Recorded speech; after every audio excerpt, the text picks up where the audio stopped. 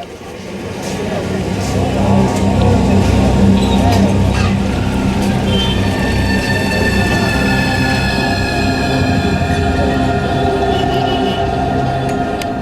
दुनिया में आप देखेंगे तो इस्लाम एक ही है। इस्लाम जो है वो हमें बराबरी सिखाता है, इक्वलिटी सिखाता है। ये देखो हिंदू में कास्ट सिस्टम है और हमारे घर में कास्ट सिस्टम होता है और हम आँख पे पर्दा डाल लेते, कहते है ही नहीं। कास्ट सिस्टम वो हिंदुस्तान में मुसलमानों के अंदर में ऐसा नहीं है जो बहुत बड़ा इशू है। कास्ट सिस्टम मुसलमानों में इतना ज़्यादा स्ट्रिक्ट कंपार्टमेंटलाइजेशन नहीं है जैसा कि हमें हिंदूज़ में देखने को मिलता है। हम वो कंपेयर नहीं कर रहे। पहले तो हमें मानना पड़ेगा ना। हाँ। कि भाई हमारे अंदर भी दलित हैं, हमारा समाज ये मानने को तैयार है। मैं मुसलमानों के किरदार पे बहस कर रहा हूँ कि इस सरजमीन पे कास्ट में बटे हुए हैं और दुनिया भर को कह रहे हैं कि हम कास्ट में नहीं बटे। अरब के देश के लोग हिंदुस्तान के मुसलमानों को मुसलमान नहीं समझते हैं, क्यों? As an MBBS MD doctor कोई ट्रक चलाने वाला ड्राइवर नहीं है, लेकिन जब वो वहाँ से वापस आए ट्रक चलाने पूछा क्योंकि शायद हम माइनॉरिटी हैं तो हम डिफेंसिव एटीट्यूड में अपनी गलतियां बुराइयां जो हैं उसको छुपाने में रहते हैं। आप जो बेहिस्ती बोले और जो 2-3 अभी कैसे बोले ना, वही तो उसी का मतलब है कि कैसे डिवाइडेड है। एग्जैक्टली जो डेफिनेशन आप ले रहे हैं वो नहीं है। क्या मतलब है, क्या डेफिनेशन है कास्ट की? आप प्रॉब्लम को रिकॉग्नाइज ही नहीं करेंगे तो सॉल्व कैसे करेंगे?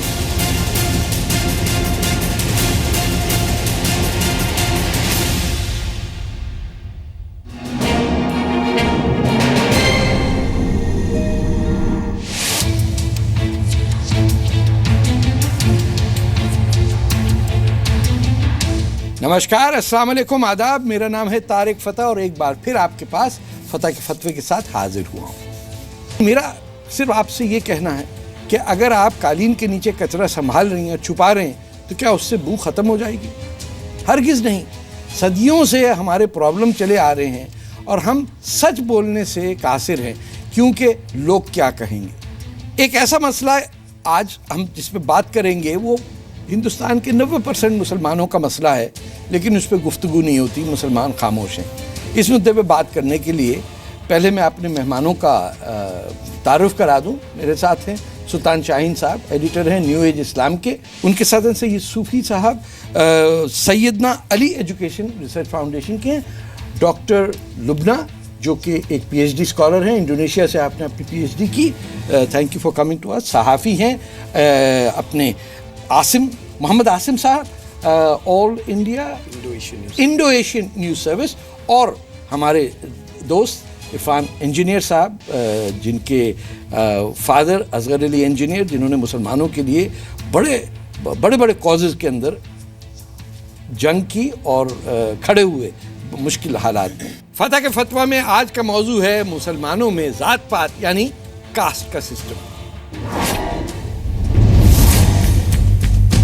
इस्लाम के बारे में मान्यता है कि इसकी शुरुआत इंसानी सभ्यता में सुधार के लिए हुई थी, और ये भी सच है कि इस्लाम किसी जाति व्यवस्था को मान्यता नहीं देता। लेकिन हकीकत क्या है? क्या मजहब से उलट मुस्लिम समाज में जात पात की जड़ें फैली हुई हैं? 1901 की जनगणना के मुताबिक मुस्लिम समाज में 133 सामाजिक वर्ग थे, लेकिन मोटे तौर पर मुसलमान अशरफ यानी अगड़े, अजलफ यानी पिछड़े और अर्जल यानी दलित में बटे हुए हैं। पिछड़े और दलित मुसलमानों को मिलाकर पसमानदा शब्द भी प्रचलन में आया, जिसका मतलब होता है वंचित या दबा कुचला वर्ग।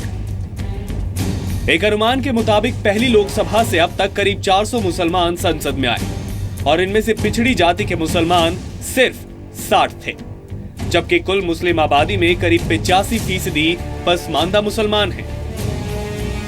आज इसीलिए तारिक फतेह पूछेंगे कि जब इस्लाम ने गोरा काला, ऊंचा नीचा नहीं बनाया, तो मुसलमानों में ऐसा क्यों है? फतेह का फतवा है कि मुस्लिम समाज में जात की बात छिपाने नहीं, खत्म करने की जरूरत है। तो मेरे भाई बहनों, ये मसला आज जो हम साथ लेके आ रहे हैं, आप बार बार सुनते हैं जो मेजॉरिटी कम्युनिटी है हिंदुओं के अंदर कास्ट का, कि दलित हैं या दूसरे हैं या राजपूत हैं, इनका वोट उनको जा रहा है। और मुसलमानों की बात जब आती है तो ये होती है कि ये मुस्लिम वोट बैंक है। शायद ही किसी को पता है कि मुसलमानों के अंदर कितनी कास्ट सिस्टम है, यहाँ तक कि मुसलमानों को अशरफी और दूसरे अंडर क्लास के अंदर बटे हुए को 500 साल हो गए। यानी 14वीं सदी के अंदर ये तय कर दिया गया और एक फतवा आया जिसके अंदर अशरफी मुसलमान वो लोग कहलाते हैं जो अरब या अफ़गान या सेंट्रल एशिया से हो, और बाकी हमारे जैसे मेरे जैसे मुसलमान जो यहाँ राजपुताना में कन्वर्ट हुए हिंदुओं से मुसलमान, हमारा दर्जा बड़ा कम है। आपस में शादियाँ नहीं होती हैं, एक दूसरे से उठना बैठना नहीं होता। यानी किसी की बेटी के साथ तो शादी हो सकती है अगर उसकी कास्ट छोटी है, लेकिन मर्द को अपर कास्ट की बच्ची नहीं मिलती। तो इसी सिलसिले में हमने सोचा कि आप लोगों से मैं पूछूं। सबसे पहले मौलाना साहब, आपके पास मैं आऊँगा, आपको तो आलिम दीन भी हैं। ये मसला मुसलमानों में कास्ट का जो है, ये हम क्यों नहीं एक्सेप्ट करते कि हम में है, और ये बिल्कुल ही गैर इस्लामी सोच है। हम में कास्ट का कोई सिस्टम नहीं है ही नहीं है। इस्लाम में नहीं है। इस्लाम में जो नहीं, है मैं इस्लाम की बात नहीं कर रहा हूं, जो है हिंदुस्तान के मुसलमानों की बात नहीं। हम तो अपने को इस्लाम से जोड़ेंगे। हिंदुस्तान का मुसलमान तो जो है अपने को इस्लाम से जोड़े। इस्लाम में कास्ट सिस्टम कहीं से कहीं तक नहीं है। सिर्फ हमारा जो है कबीलों के नाम से जो है हमें पुकारा गया है। कौन से कबीले? ना कि जो है जो हमारा जो कोई सैयद है, कोई पठान है, कोई अगवा। ये तो कास्ट, हाँ, तो कास्ट नहीं है। ये जो सिर्फ हमारे टाइटल हैं। टाइटल कैसे? और इसमें जो है, जबकि अल्लाह के नबी जनाब सल्लल्लाहु अलैहि वसल्लम ने हज़रत ज़ैनब की शादी हज़रत ज़ैद से कर दी कि यहाँ जो है ऊंच नीच के फर्क को खत्म कर दिया। हिंदुस्तान के मुसलमानों की बात कर रहा हूँ कि यहाँ पे आम, यानी ये जो पहली दफ़ा तुगलकों के ज़माने में ये जो ज़ियाउद्दीन बरज़ानी का 14th सेंचुरी के अंदर पॉलिटिकल थिंकर पूरा फतवा आया, जिसके अंदर उन्होंने अशरफी और अजलफी का नाम रख दिया गया। और वो लोग जो हिंदुस्तान में पैदा हुए हुए हिंदुओं से कन्वर्ट होकर मुसलमान हुआ, उनका दर्जा बिल्कुल नीचे बताया गया। और जो लोग सैयद जैसे आप कह रहे हैं या पठान कह रहे हैं, जिन लोगों ने हिंदुस्तान पे हमला करके इस पे हाकमियत की, उनको अफजल बताया गया। आप कह रहे हैं कि हमारे यहाँ किसी अरबी को किसी अजमी पे जो है फोकियत नहीं है। सर मैं आपसे असली बात कर रहा हूं। यहाँ तकवे के बेस पर जो है बुनियाद है। इरफान साहब आप बताइए, आपकी फैमिली, आप तो दाऊदी बोरा सेक्ट से, वो तो फातिमाइद वहाँ से आए थे। जी मिस्र से। जी बिल्कुल। मुसलमानों में कास्ट सिस्टम है, इस्लाम में नहीं। नहीं, हम इस्लाम की बात नहीं कर रहे, हम हिंदुस्तान में। हम एक बात मैं तय कर लूं, मुसलमान तो इस्लाम से है। मेरे मौलाना साहब, मुसलमान तो इस्लाम से है। मौलाना साहब, थोड़ा सा सच बोलने का हमें आदत हो गई। मुसलमान कहाँ जोड़ेंगे आप? मेरा सवाल नहीं, झूठ को खत्म कर नहीं। मौलाना साहब, मुसलमान हाथ जोड़ रहा हूं, इस्लाम से जोड़ा जाएगा। आप कैसे कह रहे हैं? मैं आपको एक बता देता हूं, एक जरा अभी सुनिए। ये मौलाना साहब हैं, ये एक मस्जिद के अंदर 2 डिब्बे रखे में उन्होंने ज़कात के। एक के अंदर सिर्फ अरब पैसे जो अपने आप को अशरफी मुसलमान देता है वो डालता है, और दूसरे डिब्बे में वो लोग मेरे जैसे जो घटिया मुसलमान हैं वो पैसे डालते। ये सुन लीजिए आप। ऐसा सिस्टम बनाया है कि सैयद की ज़कात सैयद नॉन सैयद दोनों को दे सकते हैं, लेकिन नॉन सैयद की ज़कात नॉन सैयद को जाएगी। इसलिए हम लोग यहाँ पे 2 डिब्बे रखते हैं। एक में सैयद की ज़कात होती है तो वो सैयद नॉन सैयद दोनों को दे सकते हैं, लेकिन दूसरे में नॉन सैयद की होती है वो नॉन सैयद को, ताकि ऐसा ना हो कि कम्युनिटी का कोई एक हिस्सा मसलन उसके पास ज़्यादा पैसा पहुँच जाए और फास्ट डेवलप कर ले, और दूसरा हिस्सा ऐसे ही रह जाए। हर एक को बराबर निगाह से देखा गया है, हर एक को बराबरी का दर्जा दिया गया है। इसलिए इस्लाम ये चाहता है कि ये जो इकोनॉमिकल सिस्टम है इससे भी सब बराबरी से फ़ायदा उठाएं, और कोई एक ऐसा ना हो कि ख़ास हिस्से में पहुँच जाए, दूसरा हिस्सा खाली रह जाए। इसलिए दोनों के फ़ायदे पहुँचाने के लिए इस सिस्टम को बनाया गया है। ये तो रोने का मुकाम है। मेरी ये गलत है सर, मेरी एक बात सुनिए मौलाना साहब। मौलाना साहब, बहस का बहुत टाइम होगा, मेरी आपसे गुजारिश है, मेरा सवाल सच पे बेस्ड होगा, और जो मैं सवाल आपसे नहीं करूं वो जवाब मत दे, जो ज्योमेट्री का सवाल जो है वो अलजबरा में मत दीजिए। मैं इस्लाम पे बहस नहीं कर रहा, मैं मुसलमानों के किरदार पे बहस कर रहा हूं कि इस सरजमीन पे कास्ट में बटे हुए हैं और दुनिया भर को कह रहे हैं कि हम कास्ट में नहीं बटे। मुसलमान का किरदार तो आप जो है सर इस्लाम से लेंगे आप? अरे भैया मैं आपके किरदार से लूंगा। नहीं, मुसलमान का किरदार तो इस्लाम से जाएगा। मेरा बयान मैं इस्लाम नहीं डिस्कस कर रहा। जी जी बिल्कुल बिल्कुल। मुस्लिम सोसाइटीज़ में 3 जमातें होती है। एक अशराफ, जैसे आपने कहा, मुस्लिम सोसाइटी नहीं, हिंदुस्तान के मुसलमान, हिंदुस्तान और के ये कहीं नहीं है। हिंदुस्तान के मुसलमानों में एक अशराफ मुसलमान है, दूसरे अजलाफ हैं और तीसरा अर्जाल है। जी, जो बिल्कुल ही घटिया, जो वही काम करते हैं जो हिंदू दलित करते हैं, उससे भी गिरे हुए सर। हलाल खोर जी, धोबी जी, ये कसाई जी, ये उस जमात से माने जाते हैं जहाँ इनको मुसलमान भी छूना पसंद नहीं करते। हाँ, इनके लड़के को आप अपनी बेटी नहीं देते शादी में। साहब ये जो है आप कसाई धोबी को जो है मेरी बात इस किरदार में कहाँ रख देंगे? मैं एक ईमान वाला है, उसका एक मेरी बात सुनिए, मैं सच में बात कर रहा हूँ, चाहे वो नहीं, यहाँ मैं आपको डॉक्यूमेंटेड एविडेंस दे रहा हूँ। ये डॉक्यूमेंट्री किसी शख्सियत की हो सकती है। अरे तो मैं आपसे ना के जो है, मेरी बात सुनिए मौलाना साहब जी, ये मैं चौथी दफा आपसे कह रहा हूँ कि मैं इस्लाम नहीं डिस्कस कर रहा। तो मुसलमान को तो आप इस्लाम से जोड़ेंगे। अरे मैं नहीं, ये बात नहीं करें, वरना आप ये नहीं कहते आपके नाम के साथ सैयद नहीं लगा। जो 100% मुसलमान है वो 100% इस्लाम मानने वाला है, तो एक भी मुसलमान आपको पूरी दुनिया में कहीं नहीं मिलेगा। क्या ये बहस हम किसी और दिन कर सकते हैं कि इस्लाम क्या है? यहाँ जो है मैं मुसलमान की बात है, देखिए ना के जो है उसके किरदार पे जो है, क्या हम ये किरदार में मौलाना साहब, क्या हमारे किरदार में सच बोलने की कोई गुंजाइश है या हम सिर्फ झूठी बोलेंगे? नहीं, हमारे किरदार में पूरा सच ही है। तो फिर आप मेरी सच की बात बताइए। मैं आपसे जो सवाल पूछता हूँ लिल्लाह उसका जवाब मैं आपके ही सवाल का जवाब दे रहा हूँ। आप कह रहे हैं, आपने कहा कि मुसलमानों में कोई कास्ट नहीं है। बोलने वाला इस्लाम नहीं मानता तो मुसलमान कहलाएगा? नहीं, मुसलमान नहीं कहलाएगा। वो अगर वो मुसलमान नहीं कहलाएगा, आप किसी और को बोलने देंगे मौलाना साहब? देखिए भाई, इस्लाम में नहीं है क्या है? मान लिया ना। यहाँ पर मुसलमान की रियलिटी क्या है तो वो उसका आप किसी को बोलने देंगे? अपना किरदार है, पूरी कौम का किरदार है हमारे। नहीं, जो अगर किसी को देखो भाई सच्चाई क्या दिखा रहा है, आप सच बोलना सीख लें सर। नहीं, आप जो है एक जो है कसाई है और एक सैयद है। अगर एक कसाई जो है अच्छा है, नेक आदमी है, तो वो जो है उस सैयद से बेहतर है। वो लुबना बताइए। सैयद कौन है? अच्छा एक मिनट भाई, एक जो बंदा था he had converted to Islam and then he went to one Maulana and he said कि मौलाना बोले आपका नाम बदलना चाह रहा हूँ। He said why you have to change your name? No, I want to change because I want Syed Abdullah as my name बोला उन्होंने। He said if you want to take that name what is there बोला। तो ये है सैयदों की जी। अब वो बंदा, अब वो सैयद के है क्या? वो सैयद के पैदा हुए तो Syed, I mean it is so ridiculous just as the caste system in the Hinduism as ridiculous. हम लोग इस्लाम क्या बोल रही है और हम क्या कर रहे हैं यहाँ पर? इस्लाम को कोई नहीं पूछ रहा। आज के दिन मुसलमान कैस्ट सिस्टम है, ridiculously they are following the caste system which is non existent in the religion. Fateh साहब, आसिम साहब प्लीज। हाँ देखिए, कास्ट सिस्टम का से इनकार कर देना तो मतलब क्या अपने आप को धोखा देने वाली बात है कि हिंदुस्तान में कास्ट सिस्टम नहीं है।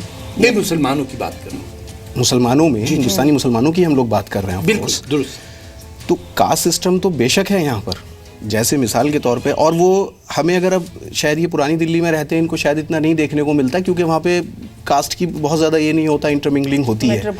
मैं खुद भी पुरानी दिल्ली में रहता हूँ। लेकिन अगर आप रूरल एरिया में जाएंगे, यहाँ से थोड़ा सा निकल जाइए यूपी में, तो आपको कास्ट सिस्टम बिल्कुल क्लियर नज़र आ जाएगा। मिसाल के तौर पे मैं पठान हूँ, तो पठान जो हैं वो they are consider to be upper caste. तो मैं आपसे हकीकत अर्ज कर रहा हूँ, मैं ये नहीं कह रहा हूँ कि सुपीरियर है। नोबडी इज सुपीरियर और inferior by the accident of his birth. Pathan हंसते हैं इस बात पे। जो असली पठान है ना, बाचा खान वाले लोग, वो हंसते हैं इस बात पे। तो बहरहाल जो हिंदुस्तानी, हम हिंदुस्तानी, वो बुद्धिस्ट कन्वर्ट्स हैं। हम हिंदुस्तानी समाज की बात कर रहे हैं। जी। तो रूरल एरिया के अंदर हमें देखने को मिलता है कि पठान जो हैं वो नाई या धोबी, इन कास्टों में, या लोहार कभी शादी ब्याह के ताल्लुकात नहीं रखेंगे। लेकिन उसके साथ साथ ये भी है कि कास्ट सिस्टम मुसलमानों में इतना ज़्यादा स्ट्रिक्ट कंपार्टमेंटलाइजेशन नहीं है जैसा कि हमें हिंदूज़ में देखने को मिलता है। कंपेयर नहीं कर रहे हम इस झूठ नाई को अपने पास आप बिठाएंगे ही नहीं। ये भी है सर, मैं आपको बताऊं तारीखी अगर आप रिसर्च या कि आप कभी अगरचे कोई धोबी है, कास्ट से धोबी है, लेकिन आपके उससे ताल्लुकात हैं, आप उससे दोस्ती ही नहीं रखेंगे या उसको कभी सलाम ही नहीं करेंगे। देखिए ऐसा नहीं है। हाँ। मतलब एक सेग्रीगेशन है, एक लेवल पे सेग्रीगेशन है बिल्कुल, लेकिन इतना स्ट्रिक्ट कंपार्टमेंटलाइजेशन नहीं है। इतना है कि शादी नहीं कर पाते, इतना है कि शादी नहीं कर पाते। और कितनी कंपार्टमेंट भाई मौलाना साहब एक गलत बात हर चीज मैं नहीं एतराज करूं। पैमाना जो लेना है वो मजहब से लेना है, ना कि जो शख्सियत से लेना है। नहीं सर आप ये गलत देखिए।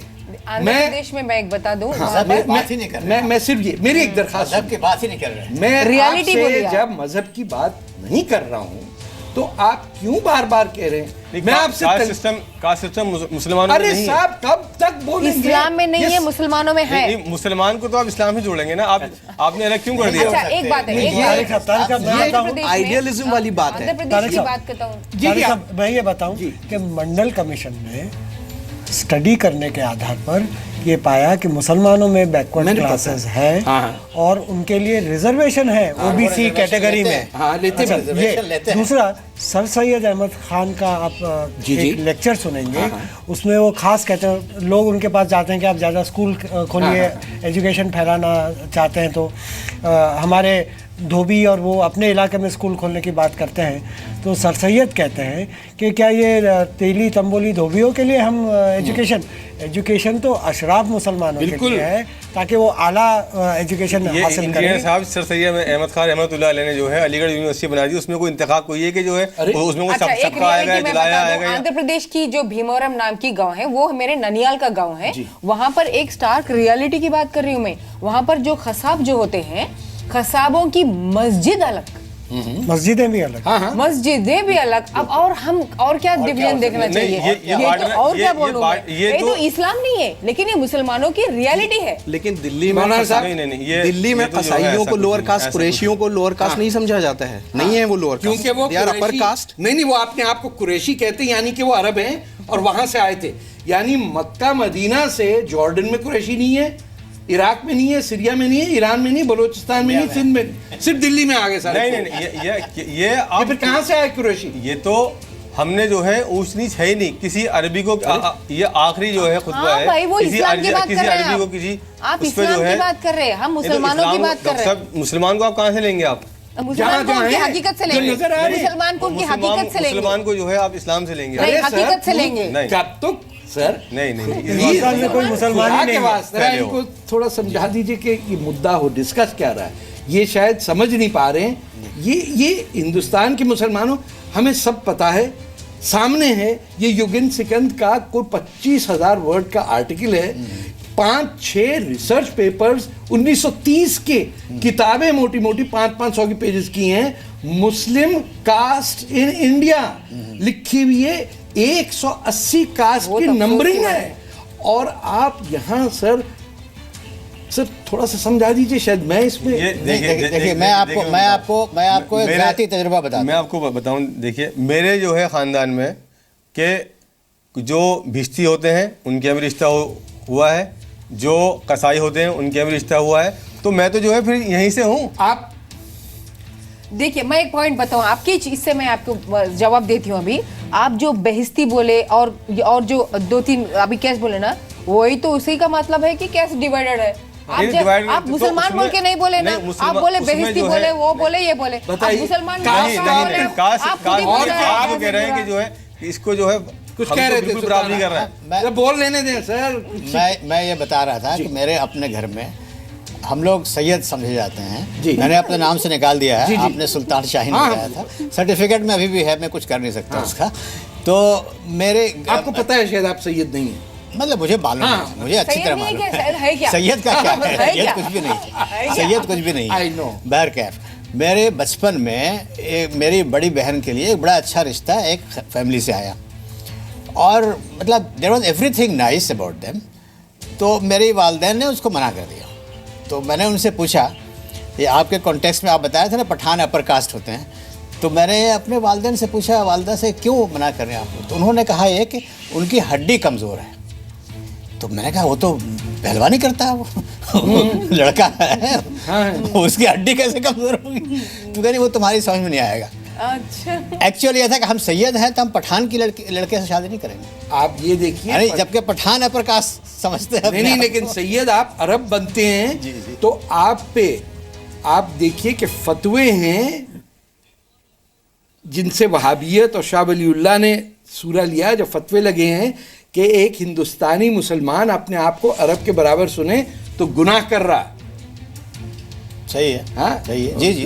इब्न तैमिया ने कहा बिल्कुल, बिल्कुल। हाँ, और ये उस वक्त हुआ जब बगदाद अरबों के हाथ से निकल गया तो उन्होंने कहा कि भाई तुम्हें हुकूमत करने की जरूरत क्या है, तुम तो अफजल हो सबसे। हाँ। वहां से आया ये अशरफिया, ये तो 1258 की बात कर रहा हूँ, और ये चीजें आई हैं अंदर। तारिक साहब देखिए, अफजलियत जो है आप उस पर नहीं, अफजलियत तो उसके तकवे के बिना पर है, नहीं उसकी परहेजगारी की बिना पर है। अफजल वो है, तो तुम में जो है अफजल वो है, अल्लाह के नबी ने फरमाया तुम में अफजल हो जिसके अखलाक जो है अच्छे हैं। आप इस्लाम की बात कर रहे हैं, लेकिन यहाँ मुसलमानों की हकीकत क्या है? यहाँ इमाम अपने आप को शाही इमाम कहता है और उसकी शाहिनशाहों की तरह अपना बेटा बनाता। वो उनके अपने कहने। अरे साहब, कलकत्ता में भी है। सारे मुसलमान मानते हैं ना उसको? नहीं, कौन सारे मुसलमान मानते हैं उसको? बहुत सारे, बहुत बड़ा तबका उनके पीछे नमाज नहीं पढ़ता, पोते को भी इमाम मान लेते हैं। बहुत बड़ा तबका उनके पीछे नमाज नहीं पढ़ता इलाके का। हमारी बहस यहीं रुक जाएगी, इससे आगे चले।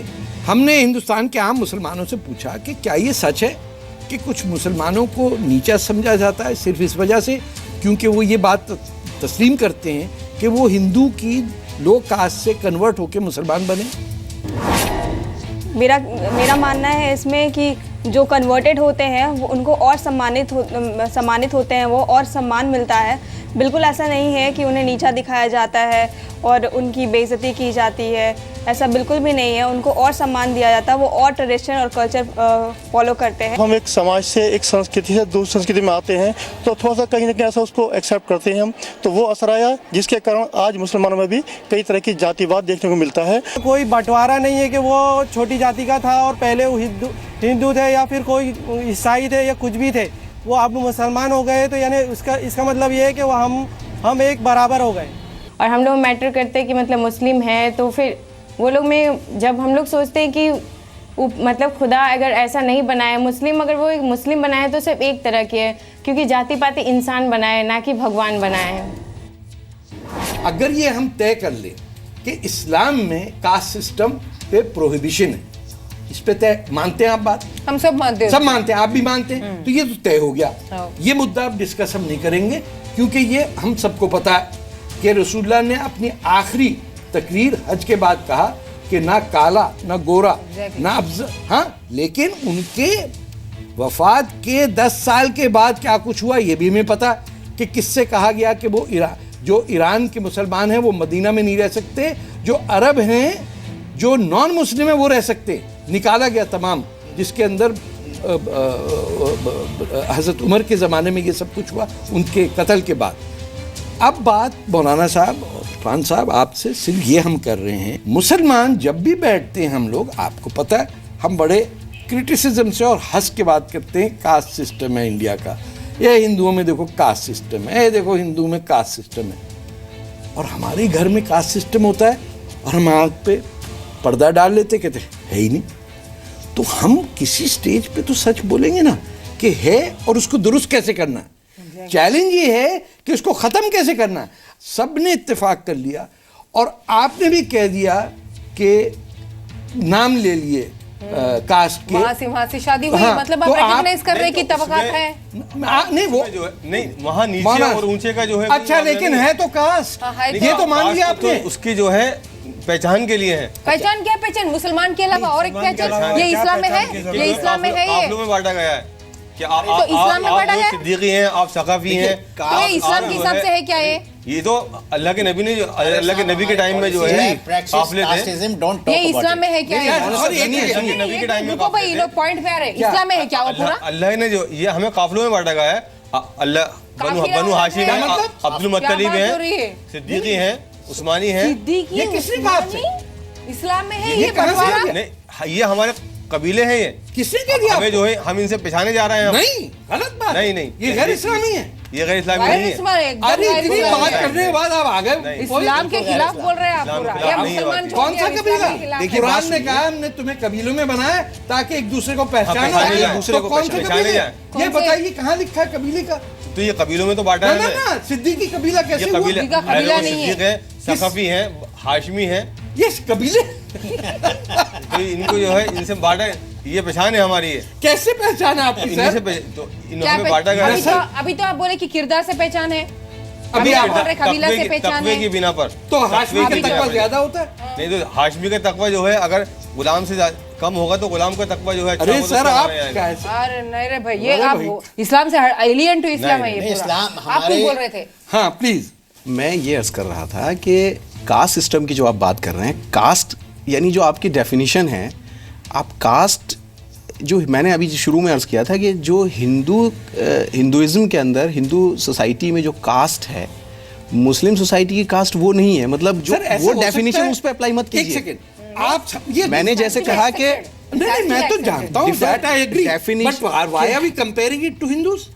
हम उसको एग्जैक्ट कास्ट ना कह करके हम उसको कुछ और कह सकते हैं कि there are divisions in Muslim society. Caste नहीं है, कास्ट एग्जैक्टली जो डेफिनेशन आप ले रहे हैं वो नहीं है। क्या मतलब है? क्या डेफिनेशन है कास्ट की? भाई जैसे ये है कि पठान कास्ट की क्या डेफिनेशन है? जो कास्ट का कॉन्सेप्ट है, कॉन्सेप्ट नहीं, डेफिनेशन की बात बताइए। डेफिनेशन या कॉन्सेप्ट की जो हम बात कर रहे हैं वो नहीं है जो कि जैसे कि मैंने कहा ना स्ट्रिक्ट कंपार्टमेंटलाइजेशन जो वो है, वर्ना सिस्टम है कि साहब एक ब्राह्मण जो है वो शूद्र के साथ तो खाना खाएगा ही नहीं। हमारे यहाँ नहीं है। खा सकता है? क्यों नहीं? आपका मेड आपका साथ नहीं खाता। ये क्या बात कर रहे हैं आप? खा सकता है। 2-3 साल पहले मुसलमान जो हैं उनके अंदर फिर भी ये चीज है कि हम एक प्लेट के अंदर किसी भी कास्ट के लोगों से खा सकते हैं। मैं आपसे बात करूं, कास्ट का मतलब डेफिनेशन एक सोसाइटल लेवल पे है, लेकिन इतना नहीं है। चलिए ये 2-3 चीजें मानने के बाद हम आगे बढ़ सकते हैं। आज का मौजू है मुसलमानों में जात पात यानी कास्ट का सिस्टम। 2-3 चीजें मान ली कि हमारा कास्ट सिस्टम हिंदुओं से बेहतर है, चलिए मान लिया, और यही कहना चाह रहे हैं ना आप, मान गए। अच्छा भाई कहीं यहाँ बात आगे बढ़ेगी कि जलेबियों में फंस जाएंगे। मैं आपसे कह रहा हूँ कि ये एक्नॉलेज कर सकते हैं, मौलाना साहब ने भी बाय वर्ड एक्नॉलेज कर दिया कि कास्ट सिस्टम है। अब ये कहना है कि हमारे यहाँ जो है कोई अगर कोई जिसको आप कह रहे हैं कास्ट सिस्टम है, अगर आप कह रहे हैं कास्ट सिस्टम है, कोई मस्जिद में जो है आप कह रहे हैं कोई नीचे दर्जे का चला है मस्जिद धोई कोई आती है। तारिक साहब 2-3 साल पहले मैं पटना में था और वहाँ ये जो सारे अजलाफ और अर्जाल मुसलमान हैं उनकी एक बहुत बड़ी मीटिंग हो रही थी। करीब 400-500 लोग थे। सब लोग 2-2, 3-3 मिनट बोल रहे थे और सब लोग ये कह रहे थे उनके साथ कैसा अभद्र व्यवहार हो रहा है। हलाल खोर जो थे वो कह रहे थे हमको अशराफों के घर आने दिया नहीं जाता, अंदर एंट्री नहीं है, धोबी, ये सब कह रहे थे। तो यह ऊंच नीच का भी बिल्कुल तस्वुर। अच्छा बिल्कुल। पटना ही से हमारे लिए एक सवाल आया है, बुजुर्ग का सवाल है, वो हम आपको सबको सुनाते हैं। मैं आप सुने, मैं उसका फिर जवाब देता हूँ या आपसे मिलूंगा। मैं तारिक फतेह से यही सवाल करना चाहता हूँ कि हम सभी मुसलमान लोग जो हिंदुस्तान के रहने वाले हैं उनके साथ क्यों भेदभाव रखा जाता है? खास करके अरब के देश के लोग हिंदुस्तान के मुसलमानों को मुसलमान नहीं समझते हैं। क्यों? ऐसी क्या बात है भाई, क्यों नहीं समझते हैं? जबकि हम सभी हिंदुस्तानी मुसलमान एक ही मजहब के मानने वाले हिंदुस्तानी मुसलमान भाई आपस में शहर रमज़ान के रोज़ा करते हैं, शब बरात मनाते हैं, ईद उल फितर, ईद उल जुहा और मुहर्रम मनाते हैं। फिर क्यों अरब के कंट्री के लोग ये कहते हैं कि हिंदुस्तान के मुसलमान मुसलमान नहीं हैं? बड़ा बेहतरीन सवाल है, दिल दुखा देने वाला सवाल है। मैं 10 साल सऊदी अरेबिया में मैंने नौकरी की है, 2 हज किए हैं और मुझे ये भी पता है कि हज के अंदर भी कौन अफजल है और कौन पीछे है। और मैंने ये तक भी देखा कि स्याह फाम यानी काले अफ्रीकन मुसलमानों के साथ क्या हशर होता है, उन्हें अब्दी कहा जाता है। ताल हिना अब्दी या अब्दी का लफ्ज़ इस्तेमाल होता है, स्लेव, और ये सऊदी अरेबिया में होता है। मैंने ईरान में देखा कि पाकिस्तान से जाने वाले हाजियों को अपनी ज़मीन पे वो उतरने नहीं देते कि नापाक हो जाएगा कि तुम हिंदी हो और हम पर्शियन हैं। तो फिर लोग हज करने का आते हैं वो। मेरी बात वो सर, अरफात में एक जगह है, मीना में एक जगह है, वही कंकरी अरब मार रहा है, वही कंकरी जो है एक हिंदुस्तानी मार रहा है। आपने हज किया? नहीं तो आप ये बताए ना, तो कंकरी अलग है, अरफात अलग है। आपने हज किया सर? नहीं, मैंने हज किया है। हाँ, तो हज के अंदर कोई तफरीक नहीं है? कोई तफरीक नहीं है। अच्छा, जो एयर कंडीशन बसों में चलती हैं और जो पैदल जाते हैं, तो आपके पास जो उसका जो है खर्च करने के लिए पैसे चले जाइए आप। मेरी बात, ये तो खुद के लिए जा रहा है। मेरी एक बात, वहाँ कहाँ तकलीफ आ गई? मेरी बात, अरफात में आपको अलग कर दिया, आप तवाफ कर रहे हैं, वहाँ पे आपको अलग कर दिया। वहाँ एक अरब भी तवाफ कर रहा है, एक मौलाना साहब पटना के एक बुजुर्ग, मैं आपको एक बात बताऊं। मैं एक सेकंड सर, ये बड़ी ज्यादती है। पटना से एक बुजुर्ग ने सवाल किया, आप सिर्फ ये सोचिए कि किसी को ये नहीं सूझा कि हम उसका जवाब क्या दें। हमने ये प्रूव कर दिया कि सब गलत है, सब गलत है। वो साहब जो आपके साथ ज्यादती हो रही है, आप किसी अरब से पूछ के जाइए कि कितने सैयद हैं। लेकिन अब ये पटना साहब के we cannot speak on behalf of the Arabs. We are discussing the issues of then he is asking a question, उसका जवाब दे दीजिए। तो हम कैसे बोलेंगे? सऊदी अरब में जो भी हो रहा है, सऊदी में जो भी हो रहा है, उनके बिहाफ पे हम कैसे बोल सकते हैं? We are the victims, we are among, हम तो उन्हीं में से है ना। मतलब ये है कि बुजुर्ग ने जो सवाल किया, या देखिए इसमें दो चीज़ें, सऊदी एम्बेसी से करना चाहिए, हमसे नहीं करना चाहिए। यानी आप एज अ मुसलमान हिंदुस्तानी सहाफी के वो आपसे सवाल कर रहे हैं, आप कह रहे हैं मैं इसका जवाब नहीं देना। अरफात में सब एक हैं, एक मैं की बात, मीना में सब जो है एक साथ बात कर सकता हूं। मौलाना साहब ये बताएं ना, मौलाना साहब यहाँ जो है एक नहीं तारीख साहब उनसे बात कर सकता हूं। आपने जो है अलग कैसे करते हैं? तो सुनिए, आप कह रहे हैं अरब जो है उनको जो है पैर रखने नहीं देते। आप बात करने देंगे मुझे कुछ करने के लिए? आप सुनिए तो सही, यहाँ अलग नहीं हो सकते ना। अरे वो सवाल का जवाब मांग रहे हैं, सुनिए तो सही। आप एक आदमी बुजुर्ग सवाल करता है, आपने कहा कि जो है अरे मैं आपसे बात नहीं कर नहीं रखने देते। साहब ये मानिए कि टॉलरेंस रखिए, बहुत जबरदस्त पेशेंस नहीं आप में। बात मैं उनसे कर रहा हूँ, बीच में तो मैं उस चीज के ऊपर मैं बात कर रखने की कोई आप किरदार की बात करते हैं, सुनिए भाषण देते किरदार की, मैं बात करती। आपने कहा कि जो है इस तरह से अरे मैं उनसे कहाँ होता है सवाल होता है होता है आपके सामने एक बुजुर्ग नहीं होता है। देखिए मैं एक आप उनसे बात होता है कि बहस है जी, मुझे होता है या नहीं होता है, आप मेरी बात, सवाल ये है कि उन्होंने सवाल ही मतलब हम लोग कैसे किसी और के बिहाफ पे बोल सकते हैं ना। लेकिन मैं ये जानता हूँ कि वहाँ पर तफरीक होती है, तफरीक होती है, ये मैं जानता हूँ। तो फिर सवाल का जवाब क्यों नहीं देते आप? क्या अरब क्यों आपको मुसलमान नहीं समझता? अब उनके बिहाफ पे हम कैसे बोले? मैं आपको इस चीज के ऊपर सिर्फ इतना बता सकता हूँ, मेरे एक दोस्त हैं, अभी तक मेरी बात, मेरे एक दोस्त हैं, डॉक्टर, मेरा एक सवाल है, MBBS MD डॉक्टर हैं। बताइए। ठीक है, वो सऊदी गए मुलाजमत करने के लिए और अभी कुछ महीने हुए वापस आए हैं। ये as an MBBS MD doctor, कोई ट्रक चलाने वाला ड्राइवर नहीं है। लेकिन जब वो वहां से वापस आए, मैंने पूछा, वही तो आप ये अभी आपने कर दिया कैसे? आपने की सेंटर विकेट गई आपकी। पहले मेरी पूरी बात सुनिए, मैंने किस कॉन्टेक्स्ट में कहा है। आपने कह दिया ट्रक चलाने वाला ड्राइवर। आप मेरी पूरी बात, ड्राइवर बहुत मेहनती, बहुत अच्छा इंसान है। कॉन्टेक्स्ट तो समझिए मैं क्या कह रहा हूँ। मैं उनके व्यू पॉइंट से कह रहा हूँ, अरब्स के। जब वो वापस आए, मैंने कहा भाई आप तो गए थे 1 साल के लिए, आप तो 6 महीने में वापस आ गए। तो उन्होंने बताया कि भाई वहाँ पे जो है हिंदुस्तानी, पाकिस्तानी और बांग्लादेशी मुसलमानों को तो इंसान समझा नहीं जाता। अच्छा सर, मैं आप ट्रक चलाने वाले, आप ट्रक चलाने वाले ड्राइवर को इंसान नहीं समझ रहे, आप अरबों की बात कर रहे हैं। नहीं, आप सुनिए, आप समझ बहुत सर, आपको बड़ा मौका दिया कि उनका जवाब दे दे, आपने नहीं दिया। आप सुनिए सर, आप उनका सवाल, आप बात तो सुन लीजिए। आसिम भाई, आप उनका सवाल समझना नहीं चाहते, छोड़ उनके साथ ही हथियार डाल दे। मैं उसी के साथ में बता रहा हूं। नहीं, आप बताइए नहीं, आपको 5 मिनट मिले। आप इंजीनियर इरफान भाई, सवाल था, एक बुजुर्ग का सवाल था पटना से कि हमें हिंदुस्तान के मुसलमानों को अरब मुसलमान क्यों नहीं समझते जी। इसका एक जवाब मुख्तसर आप भी दे दीजिए। अगर इसलिए नहीं समझते, उनको लगता है जो अरब कल्चर है वही मुसलमान हो सकता है। जो अरब और बाकी सब मुसलमानों को चाहिए कि वो अरब कल्चर की नकल करें। हमें कोई कल्चर की नकल करने की ज़रूरत नहीं है। हम इस्लाम के पैगाम को लेकर चलने वाले लोग हैं। अच्छा, मैं ये भी बता दूं कि सारे अरबों को मिला देना तो भी हिंदुस्तान के मुसलमानों की आबादी वो और बात, वो क्वांटिटी की बात ही नहीं है। जी, इस्लाम में क्वांटिटी की बात नहीं है। हम कुछ बता दें प्लीज, आप बताइए। हाँ। तो ये जो अपने बुजुर्ग रेस्पेक्टेड एल्डर जो अपने सवाल रखे उसके ऊपर जो अभी डिस्कशन हो रहा, तो मैं उनसे बहुत आजीज़गी से ये बोलना चाह रही हूँ, उन्होंने बहुत दर्द से पूछे वो क्वेश्चन। तो वो बुजुर्ग सऊदी अरेबिया को एक ऊंचे मकाम पे देख रहे हो, वहाँ गलती हो रही है। सऊदी अरेबिया की कोई ऊंची मकाम नहीं है, ना वो अरबों की है, ना कोई भी ऊंची मकाम इस्लाम में तो है ही नहीं। तो पहली बात, हम ये क्यों सोच रहे हैं कि सऊदी अरेबिया ने हमको मुसलमान रिकॉग्नाइज करना ही चाहिए?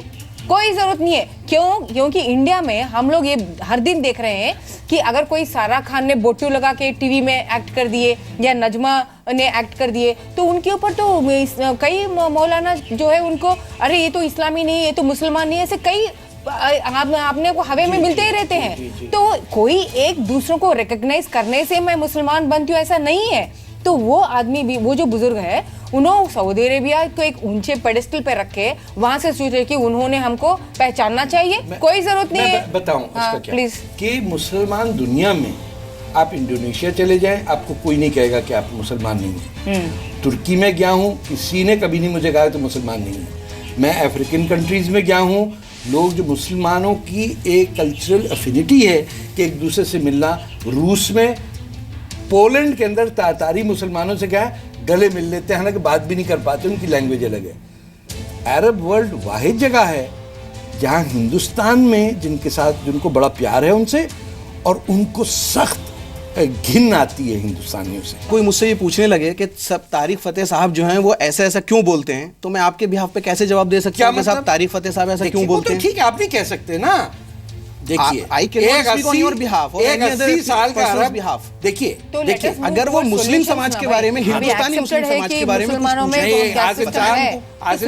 ये रिफ्लेक्ट करता है डीप इंफीरियरिटी कॉम्प्लेक्स कि हम अरब के अगेंस्ट कैसे बोल पाएंगे। तो बोलने की बात, अरे सर 80 साल का बुजुर्ग आपसे सवाल करता है, आप एरोगेंटली उससे कह रहे हैं हम इसके वो ही नहीं है कि जवाब दे सके। अरब रेसिस्ट था और रसूलुल्लाह सल्लल्लाहु अलैहि वसल्लम ने बहुत कोशिश की कि उसको अरबी और अजमी और इसमें और कलर और डिफिनेशन और ये सबसे दूर किया जाए, उसको एक बनाया जाए, इंसान बनाया जाए उसको, लेकिन कोई फ़र्क नहीं पड़ा है अभी तक उस पर।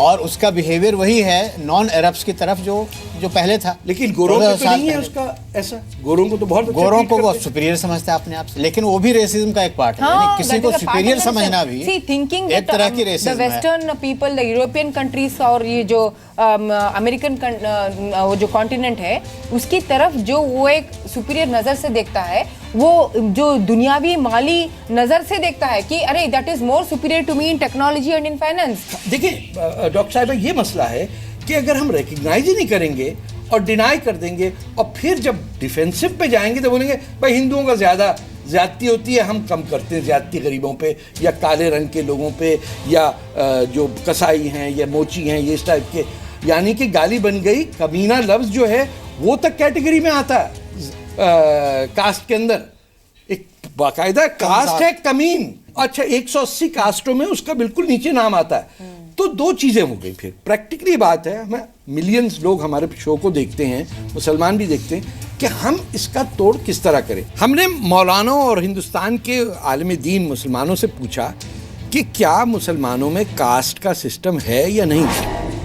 असल में मुसलमान एक खुदा को मानते हैं, उनका खुदा एक है, उनका रसूल एक है, उनका दीन इस्लाम एक है, उनका कुरान एक है। तो जिसका सब कुछ एक होगा उसके अंदर कोई भेदभाव नहीं आता है। इंसान के अंदर भेदभाव तब आता है वो जब इंसान ईश्वर को अलग अलग स्वरूप में मानता है, तो वो बढ़ता जाता है। पूरी दुनिया में आप देखेंगे तो इस्लाम एक ही है, खुदा एक ही है, रसूल एक ही है, कुरान एक ही है और उसको मानने वाले सभी एक है। इसके अंदर कोई किसी तरह का भेदभाव नहीं होता है। कुरान की तालीमात है कि मुसलमान वो इंसान सबसे अच्छा है जो दीन के मामले में, धर्म के मामले में, अपने अमल के मामले में, अपने कैरेक्टर के मामले में ऊंचा है। उसकी पहचान उस छोटी ज़ात से नहीं होगी, उसके कैरेक्टर से और उसके अमल से और उससे होती है। और अब बारी है उन लोगों के सवालों की जो मेरे ओपिनियन से, मेरे ख्यालात से अग्री करते हैं या नहीं करते हैं। लीजिए सुनिए।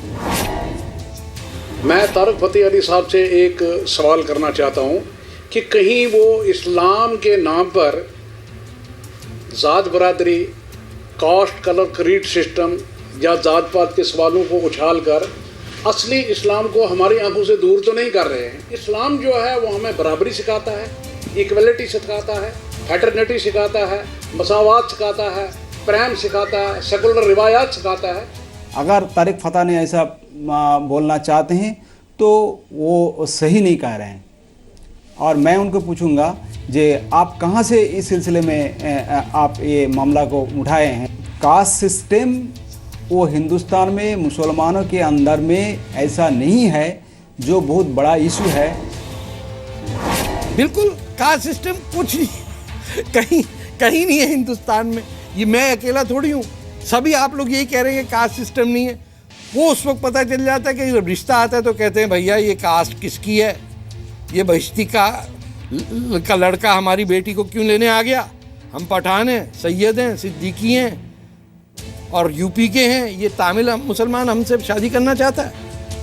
कब तक हम सच बोलने से अलग रहेंगे बताइए। तो यहाँ पर दो पहलू है। यहाँ पर एक तो ये कुरान की नजरिए से उसको कैसा टैकल करे कुरान, क्योंकि इसको तो पूरा है ही नहीं, जिसे ये पूरी अजीब चीज है, इस्लाम को तो अजीब चीज है। तो एक तो कुरान की ओर से कैसा टैकल करे, एक तो कॉन्स्टिट्यूशनली तो अभी जो रिजर्वेशंस आए हैं तो that equally applicable to the who are जो मुस्लिम दलित से उनको भी एप्लीकेबल है, और कौन से उसमें आएंगे।